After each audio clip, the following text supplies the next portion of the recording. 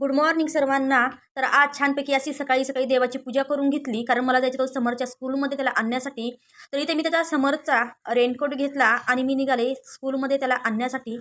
बाहेर खूप प्रमाणात पाऊस आहे, बघू शकता. एका हातात छत्री, एका हातामध्ये पिशवी आणि त्यामध्ये रेनकोट. आणि बाहेरचं वातावरण तर बघा, खूप प्रमाणात असा पाऊस इकडल्या साईडला पडत होता. तर मी फायनली समरच्या स्कूलमधून त्याला घेतलं, रेनकोट घातला आणि आम्ही निघाला दुकानी.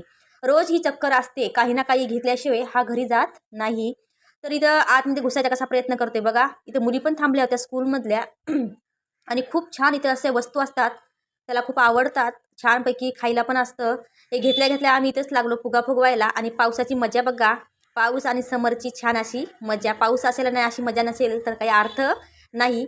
तर रेनकोट घालून पण तो भिजला होता आणि रस्त्याने पुंगी वाजवी त्याची चालू होतं. घरी आल्यानंतर पण ड्रेस न काढता त्याचं खेळणं हे चालूच होतं.